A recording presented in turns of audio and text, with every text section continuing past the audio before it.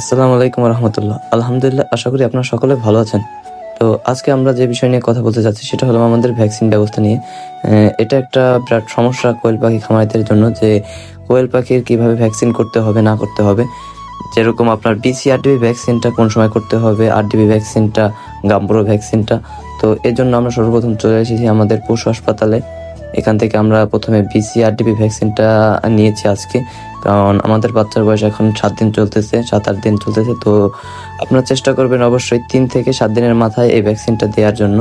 তো এর জন্য সর্বপ্রথম আমরা এসেছি পশু হাসপাতালে, যেখান থেকে আমরা BCRDBটা ভ্যাকসিনটা নিলাম, আপনারা দেখতেই পেলেন।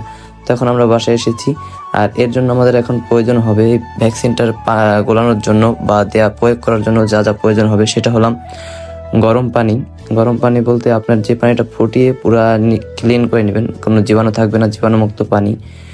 পরে হলাম আপনার প্রয়োজন হবে একটা ভ্যাকসিনে অনেকেই এই সমস্যাটাই বেশিরভাগ করেন, যে কোয়েল পাখি তো ছোট, এক একটা করে ধরে তো আর দেওয়া যাবে না। কারণ আমরা জানি যে একটা ডোজে কিন্তু 100 পাখির ডোজে একটা পাখিকে 6 মিলি পানির সাথে মিশিয়ে সেটা চোখে বা 1 ফোঁটা করে খাওয়াই দিতে হয়।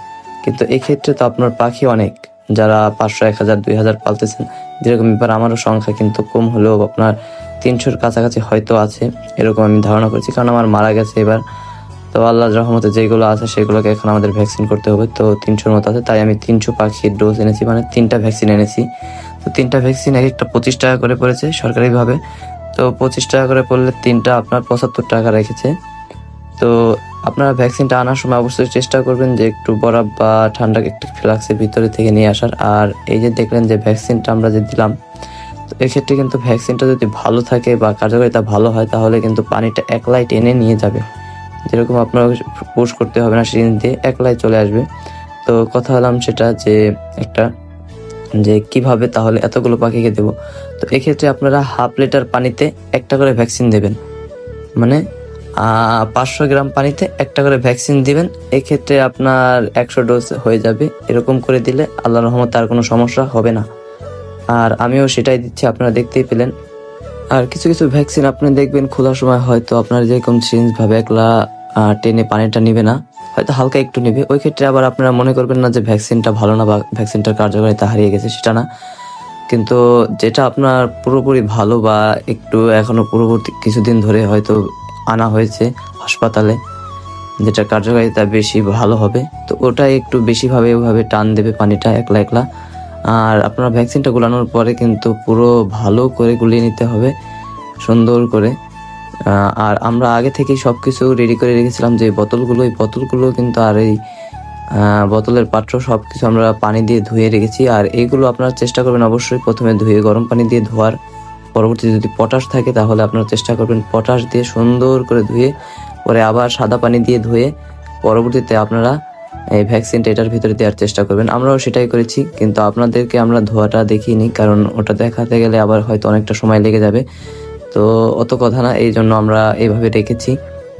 আর আপনারা অবশ্যই এই ভ্যাকসিনটা দেওয়ার ক্ষেত্রে একটু সাবধানতা অবলম্বন করবেন, কারণ ভ্যাকসিনটা কিন্তু এগুলো লাইভ ভ্যাকসিন।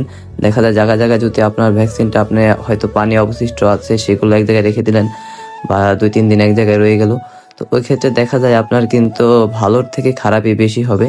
আর এই ভ্যাকসিনটা আপনার দেওয়ার ক্ষেত্রে একটু যেরকম পাখি আছে ওরকমভাবে ডোজ দেওয়ার চেষ্টা করবেন। আর সর্বোচ্চ 3 ঘন্টা বা 2 ঘন্টা বা 4 ঘন্টা এর উপরে আর রাখবেন না পানিটা। তারপরে আপনার পানিটা যদি খেয়ে ফেলে তাহলে তো আলহামদুলিল্লাহ ভালো। আর যদি দেখা যায় যে কিছু অবশিষ্ট পানি আছে, তো ওই ক্ষেত্রে আপনারা পানিটা ফালিয়ে দিয়ে নতুন পানি দিয়ে দিবেন। তো যেদিনকে ভ্যাকসিনটা দিবেন সেদিনকে আপনারা হয়তো বলতে পারেন, ভাই কোনো মেডিসিন কি চালানো যাবে? হ্যাঁ ভাই, চালানো যাবে, কিন্তু না চালানোটাই ভালো। সেদিনকে আপনি যদি চান শুধু এই সাদা পানিটা ব্যবহার করবেন, সেক্ষেত্রে ভালো হয়। তো এজন্য সেদিনকে ভ্যাকসিনটা দেওয়ার পরবর্তীতে অন্য কোনো মেডিসিন না চালানোই ভালো, কারণ সেদিনকে ওর উপরে থাকলে পরেই সেটা ভালো হবে পাখিদের জন্য। আর আমরা আগেই কিন্তু বলেছি, আমরা আমাদের পাখিগুলোকে খাবার দিচ্ছি